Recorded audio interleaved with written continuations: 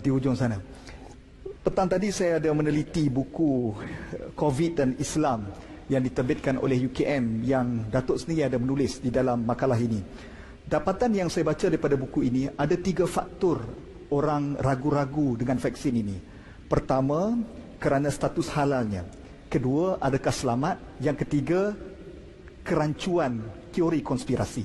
Teori konspirasi dan juga selamat kita akan bahagikan kepada panelis yang lain. Soal halal. Datuk boleh menjelaskan kepada kita, adakah vaksin COVID-19 ini betul-betul halal? Datuk. Bismillahirrahmanirrahim. Alhamdulillah wassalatu wassalamu ala Rasulillah wa ala alihi wa sahbihi ajma'in. Adinda saya, Ustaz Hariri, rakan-rakan panel, datuk-datuk, tuan-tuan perempuan, muslimin muslimat, para penonton yang dikasihi sekalian. Ini antara persoalan yang selalu orang ungkap, vaksin ni halal ke? Saya letak dalam Instagram, saya letak dalam Facebook, habis saya dengan saya didajalkan. Sedangkan benda ini perlu kepada kajian. Kami di UKM, kami dididik dengan kajian. Datuk Dr. Anha di UPSI dididik dengan kajian. Datuk Dr.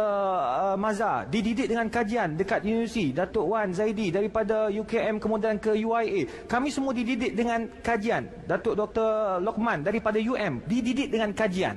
Jadi kalau kita lihat dalam aspek nak menentukan suatu hukum tu halal atau haram, ada 3 perkara yang kita kena faham. Pertama, al-hillu at-tahlil wat-tahrimu haqqun lillahi azza wa jal. Nak halalkan satu perkara, nak haramkan satu perkara, hak Allah Ta'ala. Itu satu. Dan Allah bagi tahu, kalau ada masalah, kalau tak ada dalam Al-Quran, tak ada dalam sunnah Nabi, maka apa yang perlu kita buat? Fas'alu ahla dzikri in kuntum la ta'lamun. Maka balik kepada pakar. Nampak tak? Jadi makna konsep awal, apa-apa pun nak halalkan suatu perkara, mesti kena ada dalam Quran. Kalau tak ada dalam Quran, mesti kena rujuk pakar. Pakar yang tahu. Kalau nak haramkan suatu perkara yang telah dihalal pun, kena rujuk kepada Quran dan sunnah. Maknanya semua apa-apa pun mesti kena ada konsep. Itu yang pertama. Yang kedua, kita nak haramkan satu produk. Sebab kaedah jelas, al-aslu fil at'imati al-hil. Asal pada setiap makanan itu adalah harus. Termasuklah vaksin, termasuklah kepenggunaan. Mudah cerita begitulah. Dan ini dipersetujui oleh keempat-empat mazhab. Mazhab Hanafi, Maliki, Syafi'i dan Hanbali. Dan perkara ini semua orang bersetuju.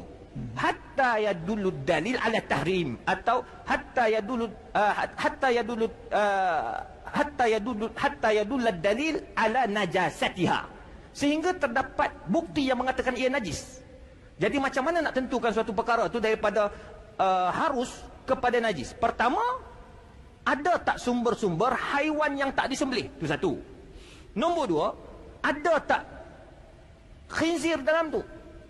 Saya alhamdulillah Allah bagi rezeki, Ustaz Hariri, mengkaji babi ni lebih 10 tahun dah. Sampai orang kata ustaz ni ustaz babi. Tapi saya tak malu sebab saya mengkaji DNA babi. PhD saya dalam DNA babi.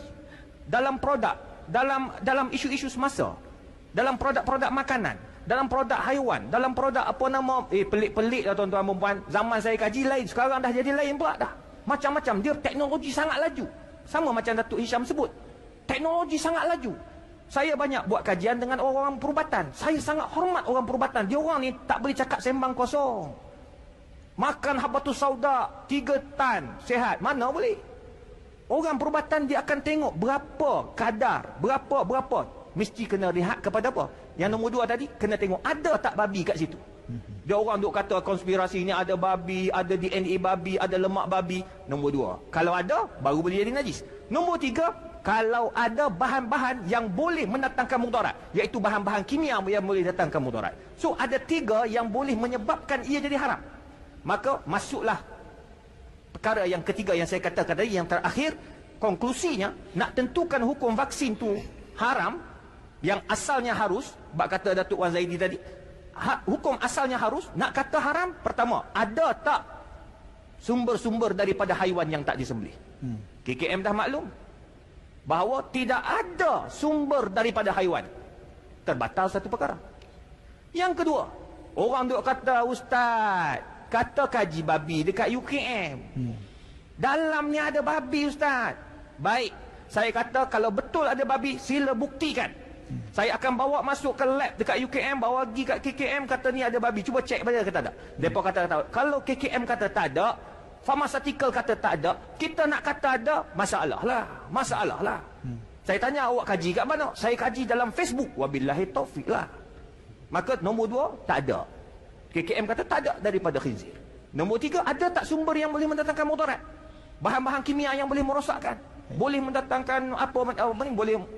Saya baru dengar tadi, Datuk. Dia orang kata siapa yang ambil vaksin ni, DNA kita akan berubah. Masya Allah. Saya pening. Macam mana ambil vaksin boleh berubah DNA? Saya tak tahu lah, Datuk Anhar. Jadi maknanya boleh rosakkan kita punya dalaman. KKM dah buktikan. Kajian dibuat di luar negara juga membuktikan tidak berlaku kemudaratan. Jadi oleh demikian, jangan khawatir, kita pegang apa yang telah difatwakan oleh mufti-mufti ni.